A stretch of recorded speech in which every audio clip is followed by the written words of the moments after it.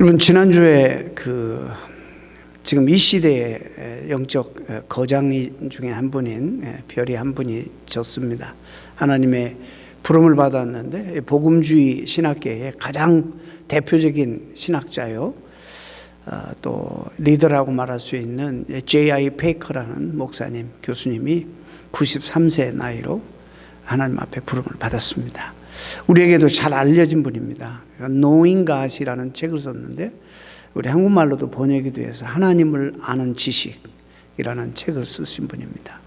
Christianity Today에서 이 복음주의계에서 교계 성도들에게 영향을 준 50권의 책을 선정했는데 그 가운데 가장 영향을 준 책 중에 한 분, 이분의 책이 많이 선정이 되는데 다섯 번째로 이 Knowing God이라는 그런 책이 선정이 될 정도로 이분이 참 큰 영향을 그렇게 복음주의 세계에 임팩을 주신 분입니다.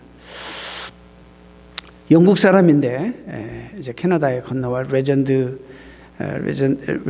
신학대학에서 이제 봉직하고 은퇴하시고 저술 활동하시다가 부름을 받으셨습니다. 이분도 옥스포드 출신인데 C.S. 루이스에게 지대한 영향을 많이 받은 분이에요. C.S. 루이스는 목회자가 아닙니다. 평신도인데 글을 잘 써서 크리스천이 회심하고 그 인문학적으로 탁월한 분이기 때문에 수없이 많은 사람들을 이제 그래서 앞으로 인도하는 그런 글들을 썼습니다. Chronicles of Narnia 뭐 이런 책이라든지 그 다음에 뭐 Mere Christianity 이런 책들, 이런 너무너무 탁월한 그런 책들입니다.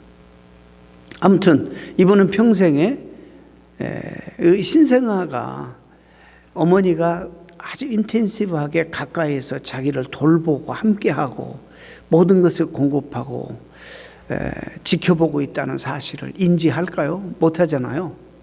그러나 어머니 입장에서는 사력을 다해서 이 아이를 지키고 함께하고 그리고 지켜보고 있습니다. 잠도 제대로 못 자고 찡소리만 나면 그냥 깨고 그 옆에서 스탠바이 하면서 지킵니다.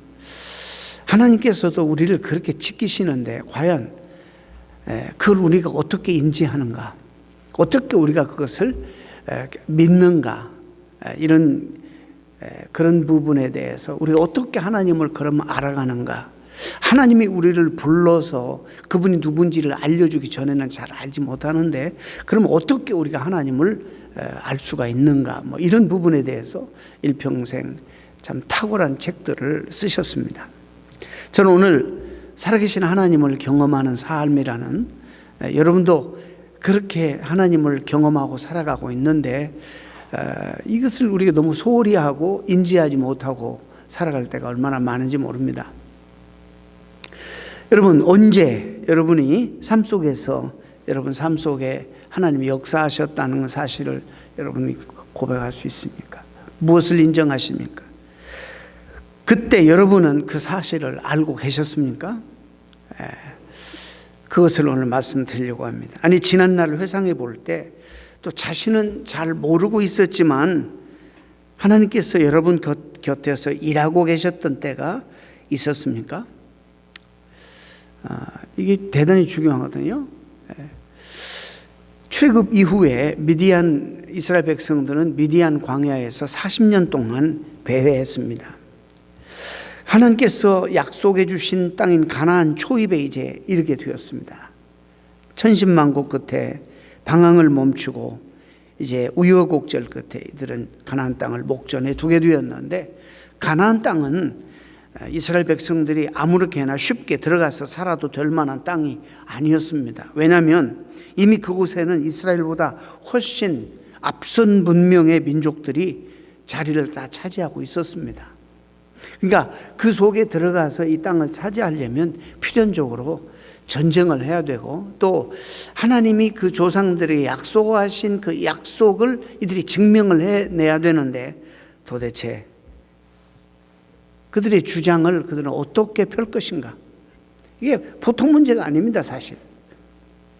그런데다가 출애굽을 가능했던 가장 결정적인 요인은 모세의 강력한 리더십 때문에 그랬어요. 애굽에서 종살이하는 이스라엘 백성들이 무슨 의지가 있고 무슨 얼마나 신앙심이 있고 하나님을 많이 떠난 적도 꽤 있고 이런데 어떻게 그들이 과연 하나님이 불러내신다고 믿고 따라갈 수 있겠어요? 이 모세의 탁월한 지도력과 영도력 때문에 이스라엘 백성들은 모세를 따라서 출애굽했습니다. 그런데 이 가나안을 목전에 두고 하나님의 모세를 불러가셨어요. 그러니까 그들 가운데 모세는 없었어요. 회중의 백성들 가운데 모세가 잠시 안 보여도 혼란스러워하고 범죄하고 불평하고 불만하고 이런 백성이었는데 모세가 없어요. 그런데 이 가장 결정적인 그냥 40년 동안에 그들이 방황했던 목표가 이 땅을 차지하는 건 하나님의 약속의 땅에 들어가는 건데 이게 모세가 지금 하나님 앞 부름받고 없는 거예요. 물론 여호수아라는 후계자를 세웠지만 아직 신뢰할 만한 사람이 아닌 거예요. 이들에게 있어서. 그래서 여호수아도 너무너무 이런 것 때문에 두려워한 거예요. 근데 어찌 모세 선배님을 우리의 영적 대거장인 모세를 대신해서 내가 이 백성들을 이끌고 가나안에 갈 수 있을 것인가? 엄청난 챌린지였어요. 그래서 여호수아가 두려워하고 소심증에 걸려서 어찌할 줄 모르고 있을 때 하나님이 나타나셔서 여호수아 1장에 강력한 단어로 문장으로 여호수아를 설득하고 그에게 힘과 용기를 심어줍니다. 두려워 말라. 내가 모세와 함께 있었던 것 같이 너와도 함께 있을 것이라. 내가 너를 떠나지 아니하며. 이게 하나님 떠나지 않는데 자꾸 의심하니까 두려워하니까 이거 우리에게도 주시는 말씀. 떠나지 아니할 것이다. 버리지도 아니할 것이니 강하고 담대하라. 너는 내가 그들의 조상에게 맹세하여 그들에게 주리라 한 땅을 차지하게 하리라. 오직 강하고 극히 담대하여 나의 종 모세가 내게 명령한 그 율법을 다 지켜 행하고 우러나 좌로나 치우치지 말라. 그리하면 어디로 가든지 형통하리니 이 율법책을 내 입에서 떠나지 말게 하며 주야로 그것을 묵상하여 그 가운데 기록된 대로 지켜 행하라. 그리하면 내 길이 평탄하게 될 것이며 내가 형통하리라. 하나님의 임재와 하나님의 함께하심을 내가 경험하고 인식하는 대단히 중요한 통로는 여기 나오는 대로 대단히 중요한 율법 하나님의 말씀을 우리가 주야로 묵상하고 이 말씀을 통해서 하나님의 임재와 함께하심과 살아계신 하나님의 역사를 우리가 경험하는 거예요. 이제 백성들이 모세를 따르듯이 여호수아의 리더십을 따라야 할 문제가 또 생긴 거예요. 여호수아는 그렇게 하나님이 나타나셔서 말씀으로 강하고 담대하라, 두려워 말라, 떨지 말라, 좌로나 우로나 치우치지 말고 하나님의 말씀을 잘 지켜 우로나 좌로 치우치지 마. 이 말씀을 지켜 행하면 네가 형통하고 평탄하게 될 것이다. 내가 너와 함께 할 것이다. 너를 떠나지 않는다. 여호수아는 얼마나 그게 자신감이 확신이 또 넘쳤겠어요. 자기의 부끄러운 그런 믿음의 신앙에 대해서 정말 얼마나 참 하나님 앞에 회개했을지는 몰라요. 근데 이제 문제는 백성들이에요. 백성들이 어떻게 이 여호수아의 리더십을 위해서 신뢰를 보내고 설복당하고 여호수아를 따를 것인가, 이게 가장 큰 또 하나의 문제인데, 오늘 이 요단 사건이 바로 여호수아의 리더십을, 그의 위상을 아주 높이 세우는 사건이에요. 백성들이 따르겠어요? 안 따르지. 그러니까는 여호수아의 리더십을, 그 위상을 높이기 위해서 결정적인 사건 하나를 벌이시는데, 그 요단강이 끊어지는 그런 사건, 흐르던 물이 멈추는 사건, 흐르던 물이 이제 멈추더니 벽을 이루고 건너가게, 제사장들을 세워서 하나님의 언약궤를 메고 요단강에 흐르고 있는데, 아직도 흐르고 있는데 초복초복 들어가자마자 제사장의 발이 요단강 흐르는 물에 닿자마자 물이 멈춰버리는, 놀라운 사건입니다. 놀라운 사건. 모세는 자기 지팡이로 홍해를 갈랐는데 여호수아는 하나님의 궤를 맨 제사장들을 통해서 요단강을 멈추게 합니다. 홍해 사건으로 인해서 40년 동안의 생활에 영적인 활력소를 그들이 얻었다면, 이 요단강 사건으로 인해서 이제 앞으로 전개될 가나안 전투, 어마어마한 전투, 그 가나안 족속들을 다 몰아내야 되고 자기들보다 문명이 앞서고 모든 면에서 그렇게 불가능한 이런 전투를 통해서 그들을 몰아내고 그 땅을 차지해야 되는 엄청난 그런 사명이 그들 가운데 있는데 요단강 사건으로 인해서 승리할 수 있는 확신을 얻었다고 그렇게 볼 수 있습니다. 자, 그런데 오늘 저는 말씀드리고 싶은 것은 오늘 이렇게 쭉 읽어가면 묵상하는 가운데 탁 여러분들이 눈에 띄어야 되고 보여야 되는 단어가 있어요. 표현이. 요단강 사건을 통해서 무엇을 전하고 있느냐면 여호수아의 입을 통해 이렇게 전합니다. 살아계시는 하나님께서 너희 가운데 계신다. 살아계신 하나님께서. 여러분, 이 말을 또 다르게 표현하면 하나님이 죽고 사나? 하나님은 안 죽으시는데 어떻게 살아계신 하나님이라는 표현을 쓰실까? 그 당시에 여러분 고대 사회에서의 근동지방에서 여러 신들이 경쟁하고 있었어요. 이제 잡신들이지만 바벨론 신도 있었고 이집트 신도 있었고 그리스에는 얼마나 신화들이 많아요. 수없이 많은 신들이 있었어요. 근데 그 신들을 자기네들의 신들을 부족도 마찬가지예요. 가나안도 신이 있었어요. 미디안도 신이 있었어요. 근데 그들이 믿는 신이 더 탁월하고 우월하다는 전쟁을 늘 하는 거예요. 그런 경쟁을. 여러분 아시죠? 열왕기상 18장에 엘리야가 바알 선지자들, 아세라 선지자들 모인 갈멜산에서 결투가 벌어지죠. 그런데 그들이 제단을 쌓아놓고 하늘에서 불을 내리는 신이 참 신이다 이렇게 해서 결투를 내리는데 아무리 그들이 몸을 찢고 챈팅을 하고 아무리 해도 불을 안 내리잖아요. 그러니까 여호수아가 조롱합니다. 뭐라고? 여호수아가 아니야, 죄송합니다. 엘리야가 조롱해요. 왜 사람이 시대에 따라서 왔다 갔다 하는지 모르겠어요. 엘리야가 조롱하는데 야, 너희 신이 도대체 어떻게 되었냐? 아마 묵상하고 계시나? 아니면 어디 외출하셨나? 또 세 번째, 야 깨워라, 주무시나 보다. 그 당시에 고대 근동 지방에 그들이 가지고 있는 그런 개념, 이들이 인식하고 있는 그런 신의 개념, 그런 용어로 살아계신 하나님, 살아계신 하나님.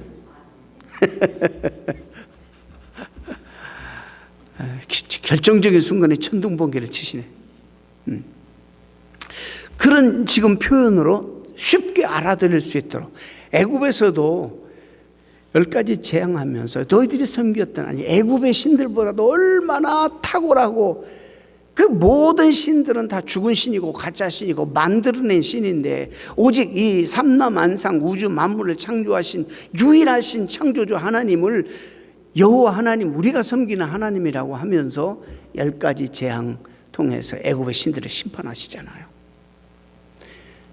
우리가 믿는 하나님은 바로 그런 살아계신 유일하신 하나님입니다. 물론 귀신도 이 땅에 많이 있겠지만. 자, 그러면 그들은 어떻게 하나님이 살아계시다는 증거를 찾을 수 있었는가? 오늘 본문에 보면은 자연스럽게 요단강이 흐르던 물이 멈추는 거 보고 여호수아와 그 백성들과 함께 하시는 살아계신 하나님, 죽은 하나님이 아니고 외출하시는 하나님이 아니고 묵상하시는 하나님이 아니고 살아계셔서 그들과 함께 하시는 하나님을 그들이 경험했습니다. 자, 이제 여기서부터 여러분 이제 적용이 들어가야 돼요. 우리가 간증들을 많이 듣죠. 망해가던 사업이 기도했더니 다시 불같이 일어났다. 살아계신 하나님이 함께 하셨다. 병들어서 쇠약해져 가고 있는 나를 하나님이 고쳐주셔서 이렇게 회복하셨다. 말썽피던 아이를 위해서 기도했더니 그 아이가 참 철들고 정말 자기 자리를 찾아서 열심히 살게 되었다. 세상에 타락했던 남편이 마음을 잡고 다시 가정적인 남편이 되고 신앙생활을 시작하게 되었다. 다 이게 하나님 살아계신 증거죠.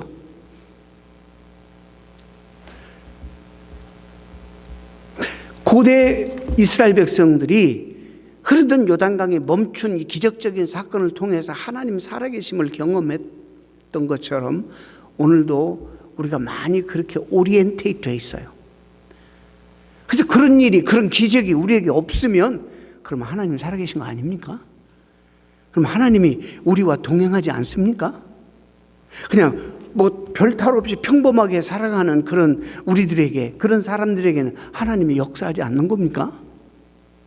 그러면 잘 되다가 사업이 망하면 하나님이 역사하지 않는 겁니까? 이것이 이제 우리에게 퀘스천이에요.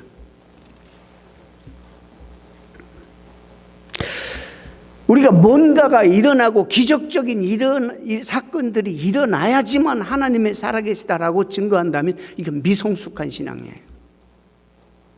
사실 그래요. 저는 여러분이 좀 더 성숙한 신앙으로 좀 발전되었으면 좋겠어요. 어떤 기적적인 신비한 일이 일어나지 않아도 살아계신 하나님을 경험하는 일상을 살아가는 여러분 되시기를 축원합니다. 왜냐하면요, 우리가 그런 것들만 바라보고 엑스트라 오디너리한 사건들만 우리가 하나님의 역사고 하나님이 간섭이고 살아계신 하나님의 통치라고 한다면 우리의 대부분의 일상은 그런 무시되는 거예요. 이게 병든 영성이에요. 이건 잘못된 거예요. 그것도 하나님이 역사하시지만 오늘도 하나님이 어떤 방법으로든지 우리를 지켜보시고 살아계신 하나님 우리를 도와주시고 함께 하신다는 것을 우리가 믿는 거예요. 그리고 하나님을 경험하고 살아야 됩니다. 우리가 그러면 우리에게 그 못 느끼겠는데요. 이제 앞으로 말씀드립니다. 하나님이 창조한 이 세상 자체가 바로 하나님이 살아계신 증거고 우리와 또 여러분 자신이 오늘 이 순간에 살아있는 것, 존재하는 것, 이 자리에 와 있는 것, 컴퓨터 앞에서 화면 앞에서 예배 드리는 것, 이 자체가 하나님의 살아계신 증거예요.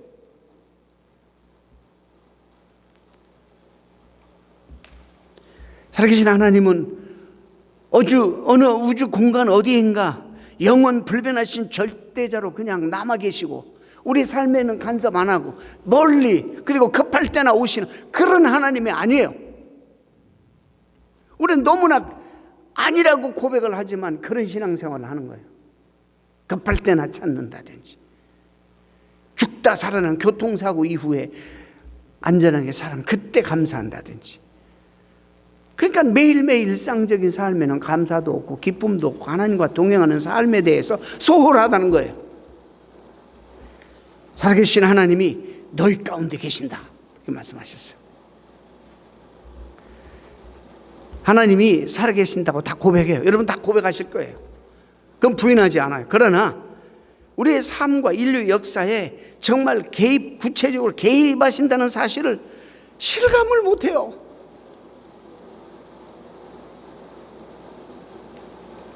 특별히 계몽주의 이후로 사람들에게 이 과학의 문명의 발달로 인문학의 발달로 이성의 enlightenment 우리 지성에 불을 지폈잖아요. 이게 계몽주의예요.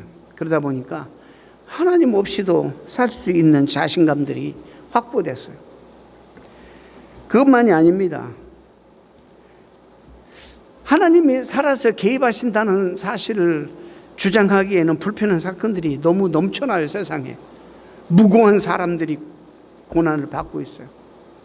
불의한 자들이 계속 형통해요. 성도들이 가끔 신앙생활하면 좀 질문해요. 나는 그래도 옛날에는 그랬지만 지금은 이 신앙생활 하려고 열심히 하는데 저 옆에 세탁소 저기 믿지도 않는 늘 그냥 떨이하고 말이죠. 윤리성도 없이 그냥 값을 제대로 받아야 되냐 덤핑 해가지고 우리 손님 다 가져가고 어느 사람 얼마나 사악한데 승승장구해. 너무 시험 드는 거예요. 천재지변도 있고 테러도 있고 전쟁으로 인한 무고한 아이들과 아내자들이 희생되고 이런 일들이 일상적으로 우리의 일상에서 일어나는 거예요. 하나님이 정말 통치하시는가? 하나님이 개입하시는가? 나는 나름대로 최선을 다했는데 삶 속에 정말 하나님 개입하신다면 이렇게까지 내가 바닥으로 내려갈 수 있게 어떻게 그러실까? 내가 한 가지 목회하면서 놀라운 사실은 이상하게 하나님이 왜 그러시는지 가서 나중에 물어볼 일이에요. 정말 하나님 앞에 근데 모르죠. 또 주어 놓으면 또 마음에 달라지지. 잘 준비된 사람, 하나님을 위해 헌신하고 모든 걸 그렇게 할 사람은 하나님이 안 주셔. 이상해요. 야, 이런 사람에게 하나님이 좀 복도 주시고 재물도 주시고 은사도 많이 주시고 이러면 정말 충성할 텐데, 그런 사람들은 참 힘들게 살고 어렵게 살고, 근데 별로 영양가가 없이 들랑달랑만 하고 우리 교인인지도 모르는 이런 분들은 잘 살아. 난 모르겠어. 하나님의 비밀이에요.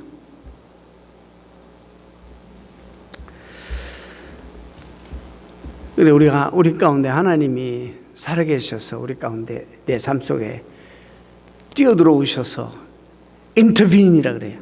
개입하셔서 간섭하시고 나를 통치하시고 인도하신다는 그런 사실을 우리가 어떻게 확인할 수 있는가? 어떻게 내가 그것을 말할 수 있는가? 오늘 기독교 특별히 지성인들에게 있는 함정이 하나가 뭐냐면, 신앙을 자기 삶의 변두리로 밀어놔.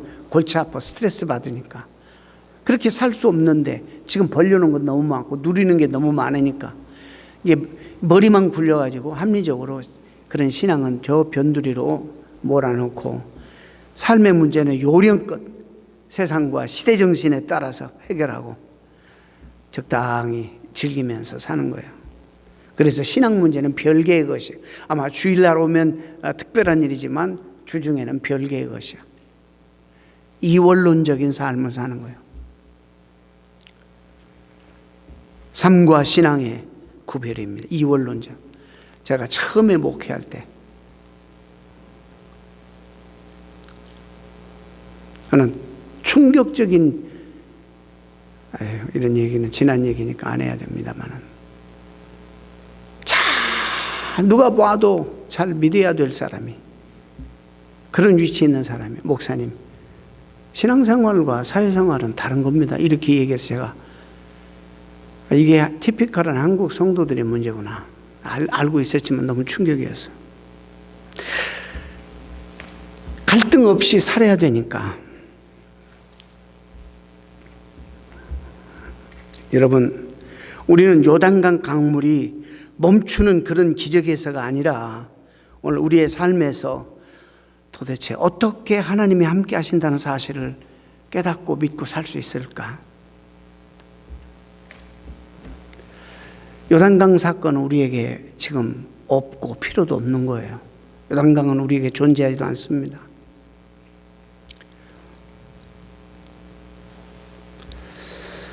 예수 그리스도께서 우리에게 전해주신 하나님의 나라의 복음, 이것이 여러분들에게 영적인 실체로 다가온다면, 십자가의 사건을 통해서 우리가 얻게 된 죄의 용서함이 여러분의 마음이 열려서 이웃과 세상을 향해서 용서하는 삶으로 드러나야 되고, 부활 사건을 통해서 얻은 생명이 여러분이 마음이 열려서 생명들에 대해서 마음이 열려서 여러분들의 삶을 나누는 삶으로 연결이 돼야지 이것이 경험되어지는 거예요.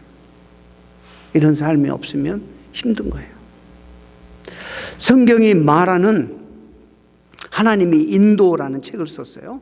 피터 브룸필드라는 사람이 책을 썼는데, 제가 그대로 direct quotation 인용하면 이렇습니다. 하나님의 인도는 인도하시는 느낌, 화평의 느낌 혹은 다른 어떤 느낌처럼 우리가 느끼는 무엇이 아니다. 감정은 자연스럽고 피할 수 없는 것이며 그것 나름의 역할이 있긴 하지만 하나님의 뜻을 분별하는 것은 감정의 역할이 아니다. 올바른 하나님의 인도가 항상 느낌이 좋은 것만은 아니다. 내가 원하는 대로만 그런 느낌 좋은 것만은 아니다. 잘못된 인도도 좋게 느껴질 수가 있다. 내가 욕심이 지나쳐서 하고 싶은 일이 너무 많아. 한때는 이게 하나님 뜻이 아니라고 해서 갈등도 있었는데 점점 이 욕망이 나를 사로잡아가는 거예요. 사탄이 이런 욕망으로 나를 막 그 길로 가게 하는 거예요. 그래서 결국에 내 욕심대로 하나님 뜻이 아닌데도 불구하고 현저하게 명백하게 하나님 뜻이 아닌데도 불구하고 그렇게 결정하고 갈 때 기분이 좋을 때도 있다 이 말이에요. 잘 되어갈 때.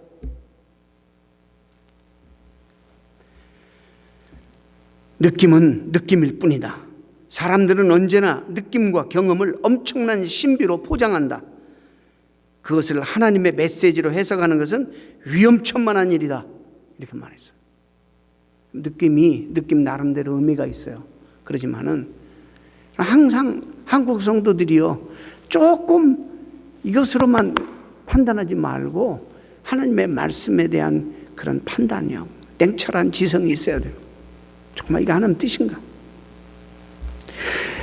여러분 잘 아시는 헨리 브라커비도 하나님을 경험하는 삶의 여러 단계를 얘기했는데, 그 중에 오늘 말씀과 연관해서 순종하는 것만큼 하나님을 경험하게 된다 그랬어요. 그러니까 순종하는 삶이 없이는 하나님을 경험할 수 없다는 말이죠. 그래서 이것은 감정이라기보다는 우리의 의지와 우리의 결단이 오히려 하나님을 경험하는 삶으로 인도하는 거예요. 감정보다는 우리의 삶의 결단, 의지, 내 지성적인 결단과 내 순종하는 의지로 하나님은 오히려 경험하지, 느낌으로는 불안하다는 거예요. 위험천만하다는 거예요. 그리고 그는 브라커비 이렇게 말해요. 우리의 삶의 현장인 바로 지금 여기서 하나님을 경험한다는 거예요. 그렇게 될 때 우리들의 예배가, 차가워진 예배가 몸이 건조한 신앙생활에서 벗어나 새로운 신앙의 세계로 들어서게 된다, 이렇게 말했어요. 그리고 역동적인 삶을 살게 된다고 말했습니다. 성경은 계속 말해요. 하나님께서 세상이 하나님 없이 스스로 운행되도록 결코 내버려 두지 않는다 말합니다. 우리 인생도 하나님이 스스로 그렇게 망가지고 나가도록 내버려 두지 않는다는 말이기도 합니다. 이 순간까지 하나님은 이 모든 세상을 친히 시간과 사건들을 주관해 오셨을 뿐만 아니라 인류 구속 사역을 적극적으로 행해 오셨습니다. 성경은 또 말합니다. 우리 스스로 하나님을 알 수 있는 사람은 아무도 없고 오직 하나님의 한 분만이 그 백성을 자신에게 이끌 수 있다고 말합니다. 이 사실을 여러분 너무 잘 아실 거예요. 하나님께서는 항상 우리와 함께 하시고 우리 삶 속에 일하고 계신다는 사실도 계속 성경은 지속적으로 우리에게 선포하고 얘기하고 있습니다. 그래서 우리는 하나님께서 우리에게 말씀하실 때 먼저 그 말씀의 의미가 무엇인지 깨달아 알 수 있도록 하나님의 도우심을 구해야 하고, 우리 삶 가운데 일어나는 사건과 어떤 관계가 있는지를 세밀하게 조심스럽게 살펴야 합니다. 많은 경우에 우리는 기적적인 일들만 자꾸 이렇게 눈여겨보고 주목해 보는데, 많은 경우에 하나님의 성경의 인물들에게도 평범한 삶 속에, 그리고 역사 가운데 수없이 많은 그리스도인들이 그들의 평범한 일상 속에 하나님이 찾아가셨어요. 그들이 느꼈어요. 그거를 기적을 통해서도 하나님 부르시지만은 더 많은 부르심은 더 많은 사람들을 하나님이 평범한 삶 속에, 일상 속에, 그래서 이것을 우리가 회복하지 않으면 우리의 일상이 다 여러분 희생돼요. 그래서 이상하게 특별한 어떤 사건, 엑스트라 오디너리한 어떤 기적만 기대하는 이런 신앙생활 때문에 일상이 피해를 보고 일상 속에서 하나님을 경험하는 삶을 소홀히 하고 무시하게 되는 거예요.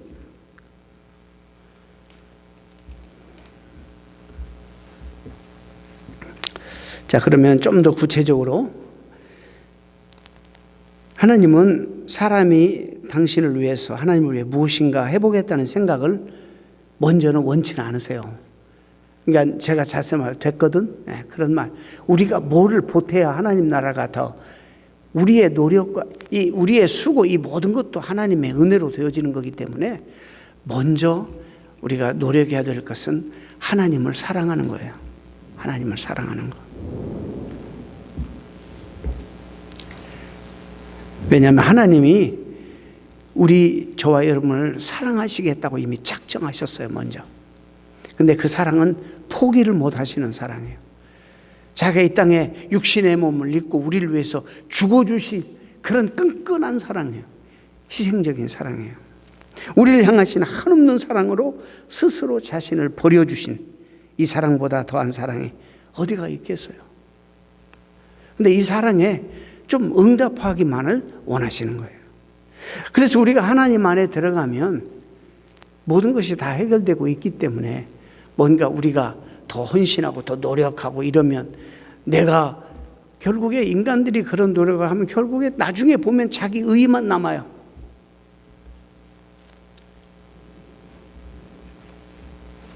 하나님의 살아계심을 체험하고 싶다면 여러분 그를 사랑하십시오. 이 또 사랑이라고 그러면 너무 추상적으로 여기죠. 우리 사랑하는데요.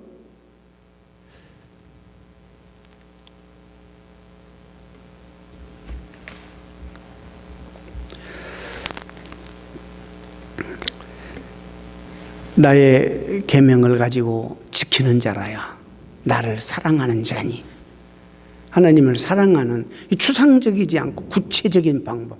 나의 계명을 가지고 지키는 자라야 나를 사랑하는 자니.